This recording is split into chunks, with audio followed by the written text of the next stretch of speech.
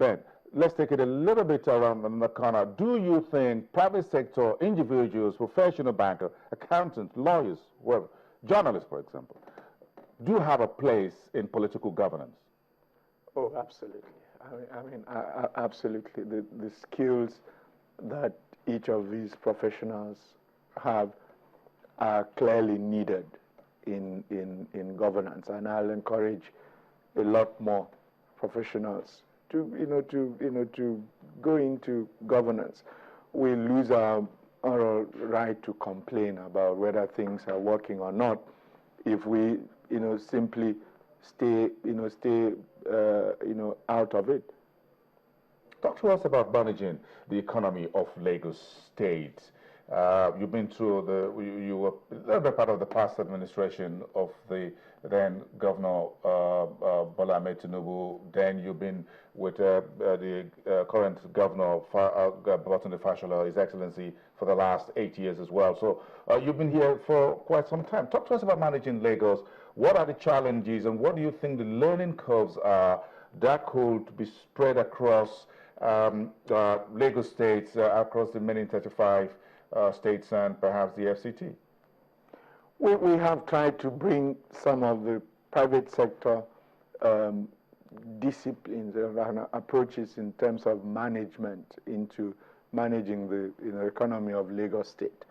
And that's why we have the results that a lot of people have come to take those results for granted, and I read and hear a lot of comments, and people underestimate what it takes to get us to where we are. But we have institutionalized, such, for instance, I don't know that there's any other state. Well, I know one state now that has copied that. Every quarter, first of all, on a monthly basis, every agency of government, and in particular the revenue-generating agencies, have to file reports with my ministry about their performance, and this is tracked. On a quarterly basis, there's a comprehensive performance review, and we sit down, together. The governor, the entire executive council, the body of permanent secretaries, CEOs of key parastatals and government agencies, and review our performance for the previous quarter, and determine what needs to happen to address any issues. On a monthly basis, we sit in a meeting chaired by the governor with all the key revenue agencies to review performance, what are the issues, what are the challenges. We understand that our customers are the public that we serve.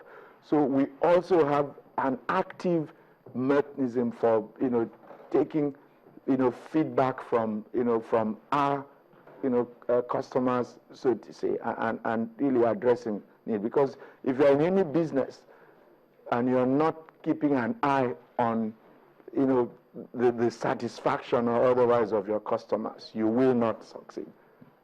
Okay, one of the questions coming through from our viewers on Twitter right now is the key question about how can we achieve citizens' participation in budgetary process. It's always been a key concern sometimes that these things are done behind the closed doors and Nigerians don't have an idea of how this happens. Do you think at a point this could be a little bit tweaked in a way to get the public to be part of it? Do you practice that in Lagos? Yes, I can share with you some of what we do. Every year, before the budget is cut, okay, we are there about July of the year when we have an outline of what we think the budget will. We hold a budget stakeholders meeting. We invite at least 500 people across different stakeholder groups in the state, from market women, professional associations, journalists, everybody. And we have a session. We share with them how the budget has performed for the current year up to the half year, what the issues are, what our perspectives are for the upcoming year, and solicit their input. We've been doing this for the last 6 years now at least, and we encourage them to do that. And what happens is every year when we report back, we make sure that we can demonstrate to them that some of the the inputs they made in the previous year found their way into the budget for for that year. When we do our quarterly budget, it's reported openly. We have tried to demystify the budget. This government budget used to be some bulky document, difficult, very intimidating to read. We've simplified it to first what we call the abridged budget, which is easier to, and then now what we call just a, it's a 4-page document. It's called the Citizens Guide to the Budget. What that does is just puts out in simple form the key numbers of the budget, and then it moves beyond the numbers to itemize the key deliverables from the budget for that year.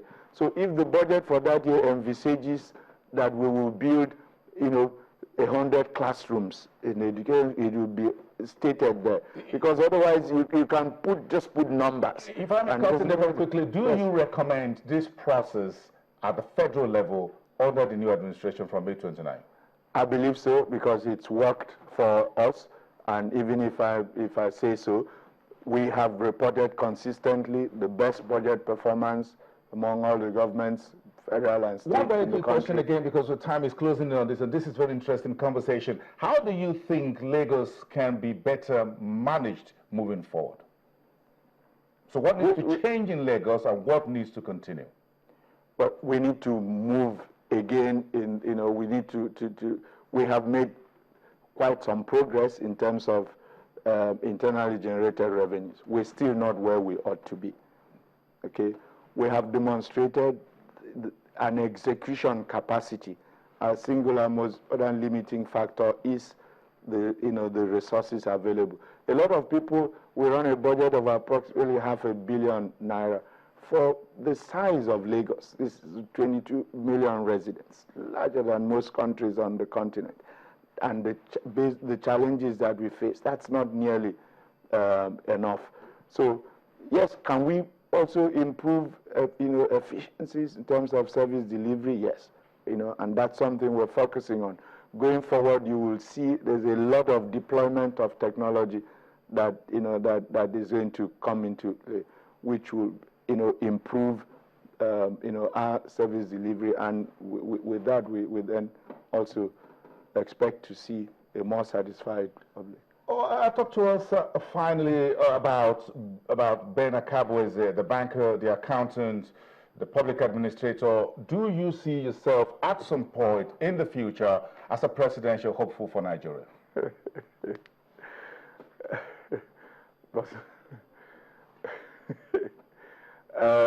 I haven't thought that far out yet. So how far have you thought? As an executive governor of Lagos State, perhaps? As Commissioner for Economic Planning and Budget for Lagos State. So do you see yourself perhaps in the next administration from May 29? I think that I have, I've been around long enough. I've done my bit. It's probably be time for someone else to, come in and hopefully take it to another level than, where I have brought it. Ben Akabweze, thank you very much. Honorable Commissioner for Economic Planning and Budget, Lagos State. We'll be back with the program as that's the final lap of the show.